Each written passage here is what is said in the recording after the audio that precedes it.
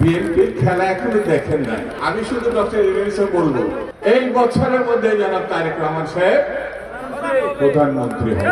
শুধু একটা কথা বলি ভাই, ভিতরে যাই থাক, কষ্ট টষ্ট যাই থাক, যত বেদনা, এই 17 বছর পর নির্বাচন হবে। আমি কথা দিয়ে যাচ্ছি, এই বছরের মধ্যে নির্বাচন দিতে বাধ্য হবে। বিএনপির খেলা এখনো দেখেন নাই, কয়েকটা জনসভা শুরু করেছে, দেখেন নাই। এই আমি শুধু ডক্টর ইউনূসকে বলবো, ভাই আপনি ভালো লোক, একটা মর্যাদাশীল লোক, জ্ঞানীগুণী মানুষ, দেশে বিদেশে আপনার সুনাম আছে, এদের পাল্লায় পড়েন না, এদের পাল্লায় পড়েন না। বিএনপিকে রাস্তায় নামায়েন না। যদি একবার রাস্তায় নামায়, ফুলের মালা দিয়ে আপনার বর্ণন করেছে, আপনার ফুলের মালা দিয়ে বিদায় করতে চাই। ঠিক কিনা? ঠিক কিনা? ঠিক কিনা? কাজটা ভালো করে।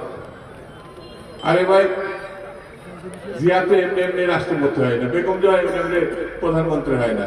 তারেক সাহেবের এই 17 বছর চেষ্টা, উদ্যোগ, সংগ্রাম, চারটিখানি কথা, সে তো প্রধানমন্ত্রী হবে, ইলেকশন হবে।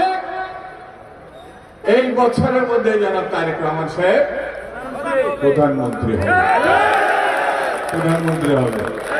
এবার এখন প্রধানমন্ত্রীর সময় তো আমরা কেউ অনেকে থাকতে পারবো না তার কাছাকাছি, হয়তো দেখা যাবে ঢাকা হচ্ছে, আপনারা এখানে আছেন, তাহলে একটা কাজ শেষ করে আমরা রাখি আগের থেকে, হাত উঠান, এবার একটা তালি দিই, আমরা আগামী রহমানের জন্য দিয়ে রাখলাম। ঠিক কিনা? ঠিক কিনা? আলহামদুলিল্লাহ।